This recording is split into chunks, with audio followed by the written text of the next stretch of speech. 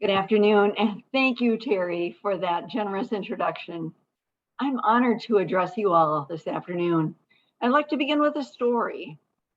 The year is 13,000 BC.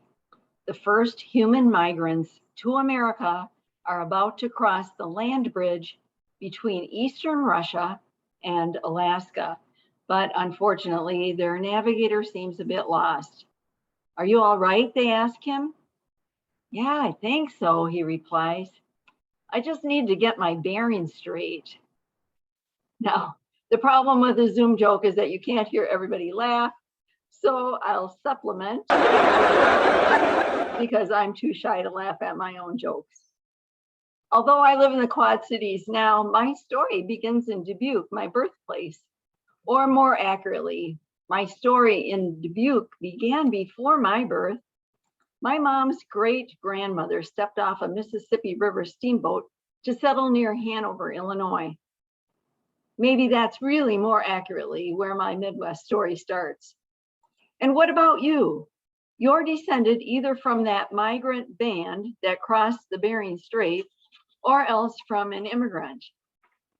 This afternoon, focusing on migrants and immigrants, I'd like to show you a new reason why the Lantern Center is perhaps more important than you realized. Share some stories and images from the border and reflect on how those stories affect us here in the Midwest. History shows that the United States has flourished thanks to immigrants, but you may not know that today a big shift is underway almost silently in America. According to this recent publication from the nonpartisan nonprofit Heartland Forward, this shift is changing America's heartland. That is the area between the Appalachians and the Rockies, the green on the map, in communities like Dubuque.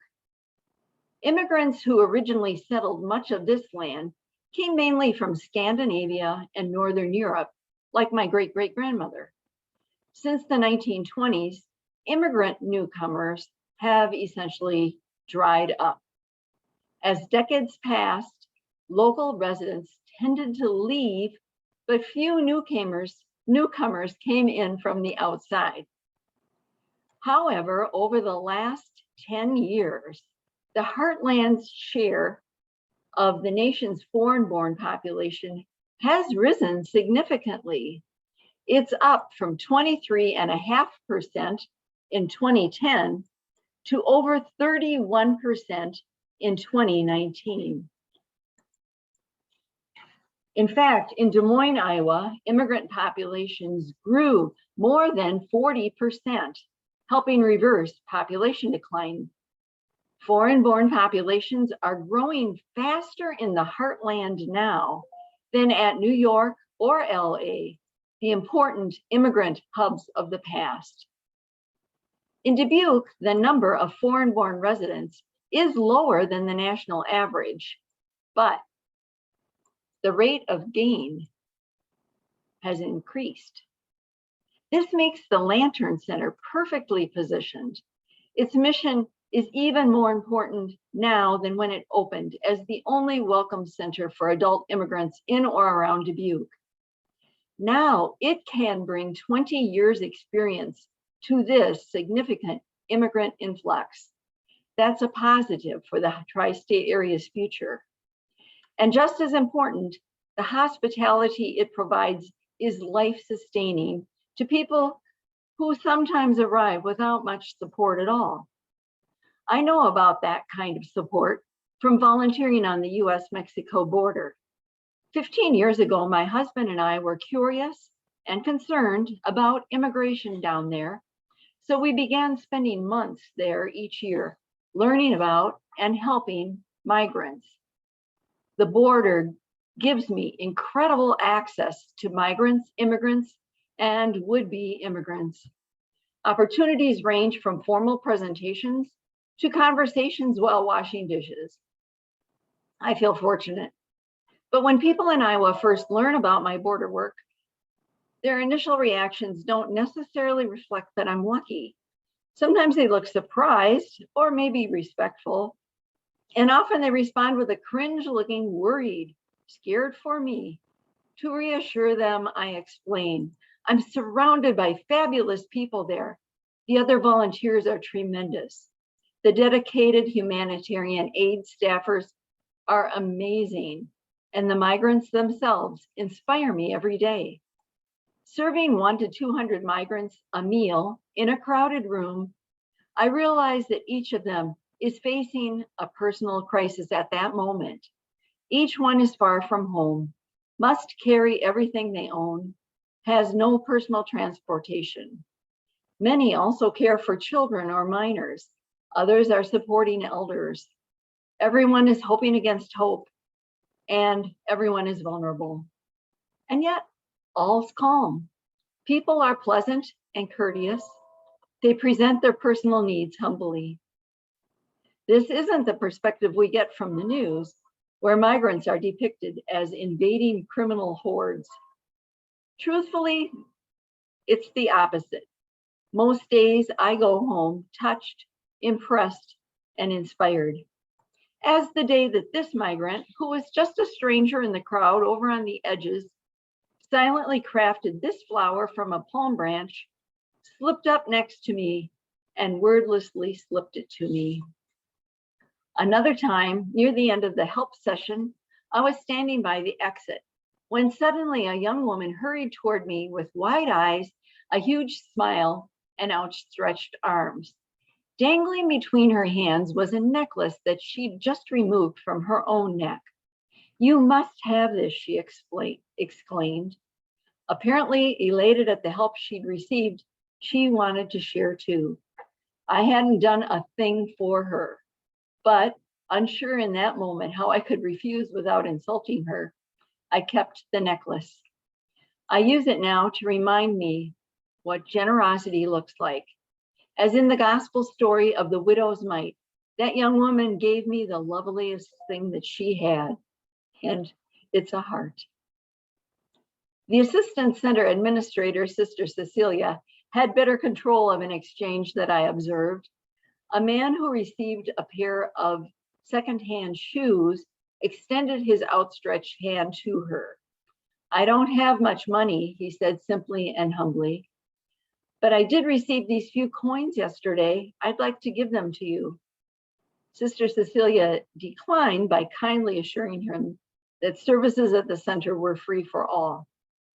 But later, reflecting on it, I had to wonder, if I were hundreds of miles from home, far away from a safe destination, would I offer the few coins I had in my pocket?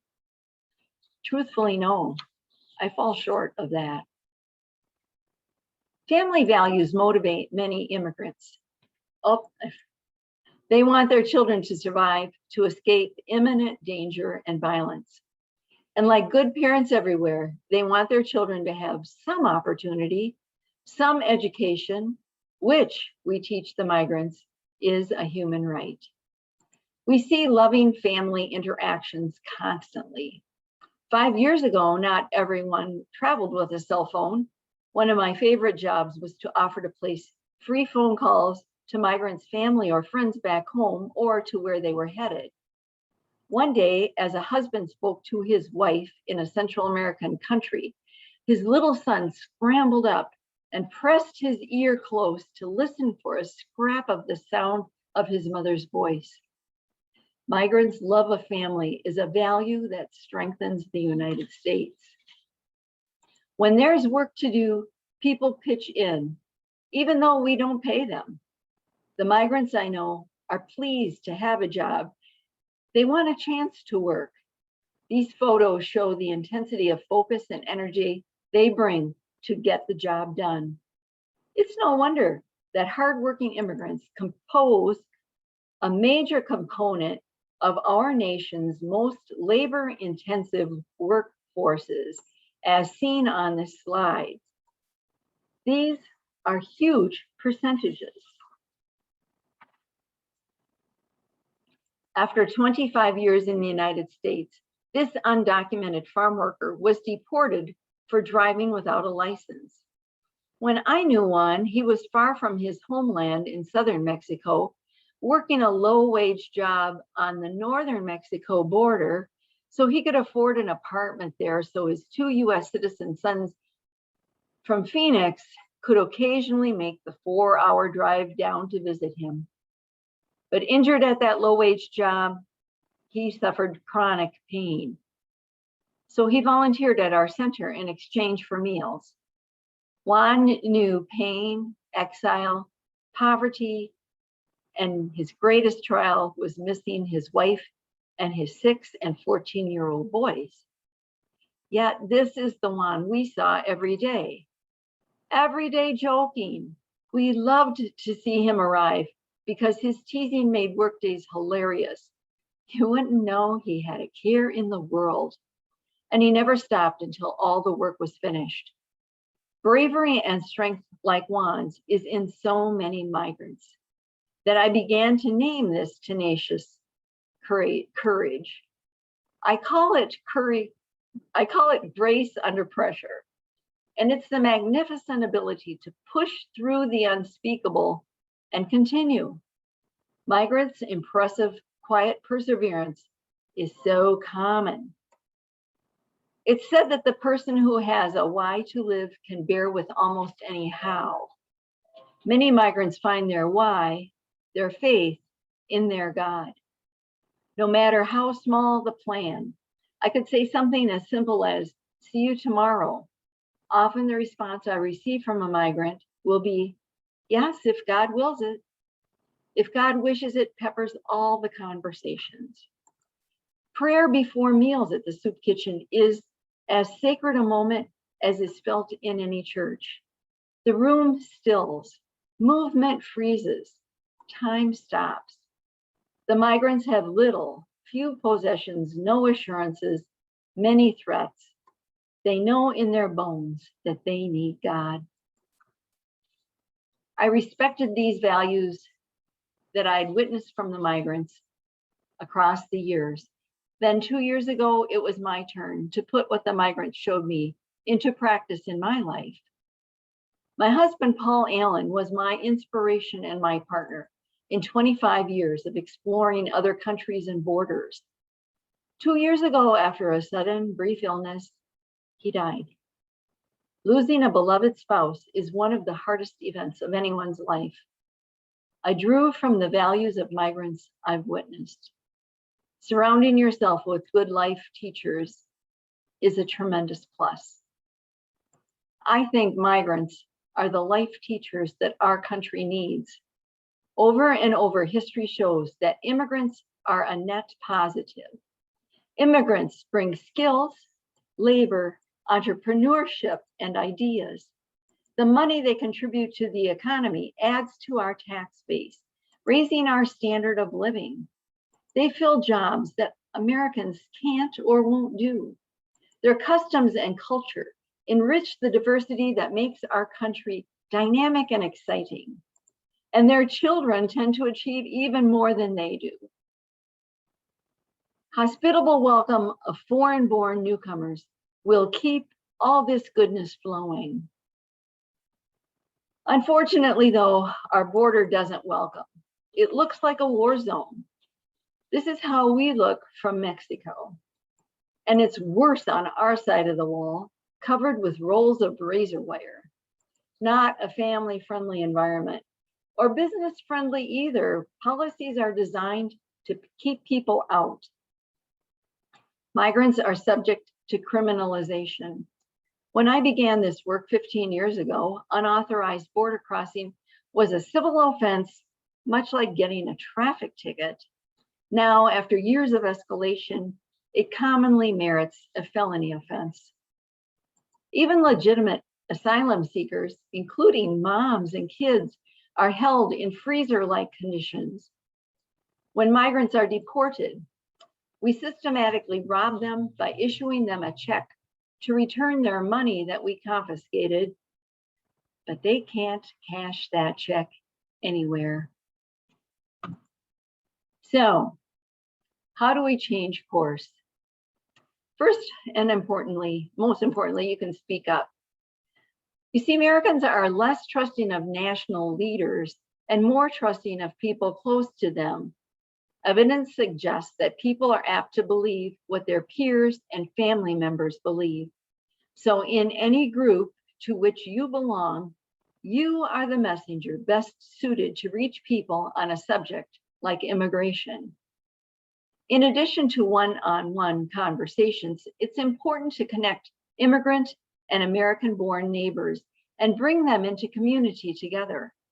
Getting people involved in the Lantern Center makes transformative relationships happen. Providing that opportunity is another gift that the Lantern Center gives Dubuque.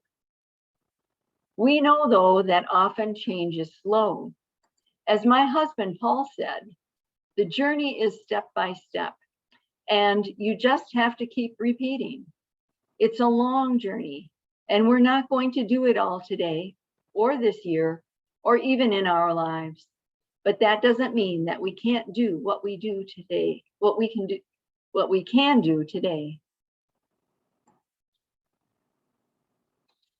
I recommend, as a source of personal accounts of migrants crossing the US-Mexico border, this book, Voices of the Border. It shares the experiences of migrants, refugees, and deportees. I watched interviews for it take place as migrants shared their experiences with Sister Ingracia, a woman I consider a wisdom figure. It's easy to purchase this online. Read it and form your own impressions. I don't profit from endorsing this book, but the book's proceeds do support the Migrant Assistance Center where I've helped. As I wrap up, I want to offer that if you have any questions or responses to what I've shared today, you can reach me at billy@borderpartners.org. But now I'd like to close with a reflection from Jesuit priest Greg Boyle. Let's remember and send light to all who are migrating. Borders are imaginary, human inventions that are invisible from space. We are all one.